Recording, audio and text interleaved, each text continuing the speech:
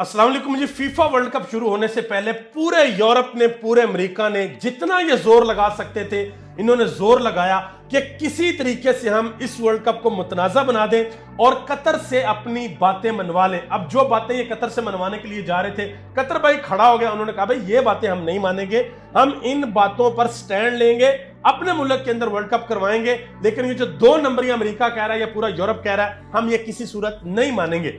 आज की वीडियो में आपको ये बताऊंगा कि वो कौन कौन सी बातें थी जो कतर ने मानने से इनकार कर दी, और फिर जो सेरेमनी हुई पूरी दुनिया की आंखें खुली की खुली रह गई और जबरदस्त तरीके से वर्ल्ड कप का आगाज हो गया। सबसे पहले आपको यह बताता चलूं कि 2010 के अंदर इन्होंने ये विन किया कि जो वर्ल्ड कप है 2022 का वो कतर के अंदर होगा। तो जैसे जैसे टाइम करीब आता गया तो ये कहा जाता रहा कि जी बिल्कुल वैसे ही वर्ल्ड कप होगा जैसे दूसरे मुल्कों के अंदर होता है। तो कतर ने ये वाज़ेह कर दिया कि 2-3 चीजें तो रेड लाइन है, आप उसको क्रॉस नहीं कर सकते। सबसे पहले आप सरेआम शराब नोशी नहीं कर सकते, स्टेडियम के अंदर आप शराब लेकर नहीं आ सकते। हाँ आपने पीनी है भाई, जिस होटल में आप ठहरे हुए हैं, जिस कमरे में आप हैं वहां पर जाके पिए, किसी किस्म का मसला नहीं है। दूसरे नंबर पे जो परस्ती है आप उसको प्रमोट नहीं कर सकते, ये उन्होंने पाबंदी लगा दी।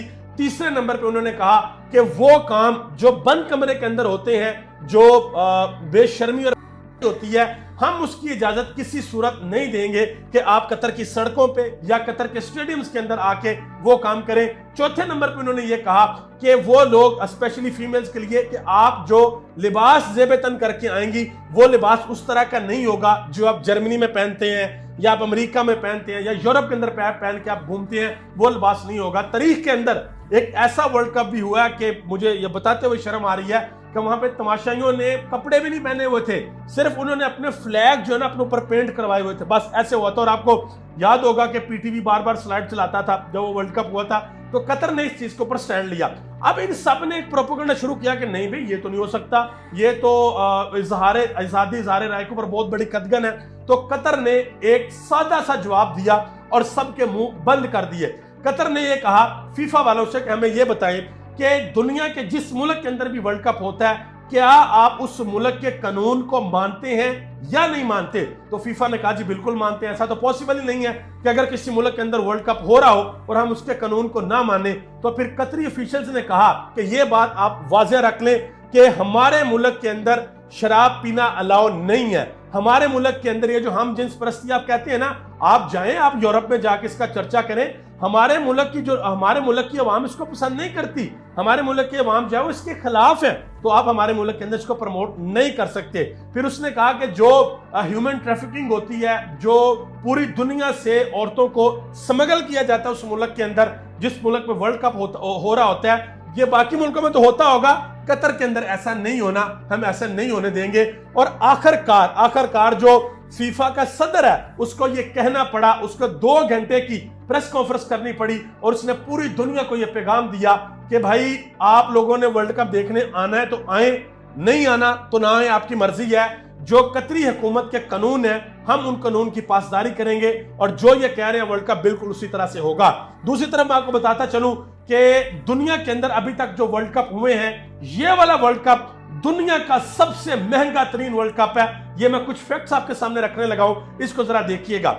जब यूएसए के अंदर वर्ल्ड कप हुआ 0.5 बिलियन डॉलर लगे, जब फ्रांस के अंदर हुआ 2.3 बिलियन डॉलर लगे, जब जापान और साउथ कोरिया के अंदर हुआ 7 बिलियन डॉलर लगे, जब 2006 में जर्मनी के अंदर हुआ 4.3 बिलियन डॉलर लगे, फिर जब ब्राजील के अंदर 2014 में हुआ फिर 15 बिलियन डॉलर लगे, रशिया में जब हुआ 11 बिलियन डॉलर लगे, और अब कतर में 2022 के अंदर जब ये हो रहा है तो 220 बिलियन डॉलर। ये जितने वर्ल्ड कप हुए हैं ना, यूएसए के अंदर, फ्रांस के अंदर, साउथ कोरिया और जापान के अंदर, जर्मनी के अंदर, ब्राजील, रशिया के अंदर, आप इन सब की कॉस्ट को जमा कर लें, इन सब की कॉस्ट से ज्यादा कॉस्ट आपको नजर आएगी तो वो कतर की कॉस्ट है, जो कि है 220 बिलियन डॉलर। दुनिया के बेहतरीन 8 स्टेडियम इन्होंने बनाए, जदीद तरीन स्टेडियम बनाए, और उन सारे स्टेडियम्स को आपस में इन्होंने कनेक्ट किया। जो इनका दारुल हुकूमत है दोहा, उससे चंद मील के फासले के ऊपर सारे के सारे स्टेडियम बनाए गए और उन्होंने एक रेलवे लाइन बिछाई, उससे सबको कनेक्ट किया। बड़े बड़े शॉपिंग मॉल्स बनाए और शिप्स के ऊपर प्रॉपर होटल बनाए गए ताकि दुनिया से लोग जब आए तो वो यहाँ पे सही तरीके से एंजॉय कर सकें। और फिर इन्होंने ये भी बताया कि दोहा का जो इंटरनेशनल एयरपोर्ट है वो जब तक अगले 28 दिन ये वर्ल्ड कप जारी रहेगा, 64 मैचेस होंगे, तो वो एयरपोर्ट दुनिया का सबसे ज्यादा बिजी एयरपोर्ट होगा और तकरीबन 12 लाख लोग कतर के अंदर ये मैच देखने के लिए आएंगे।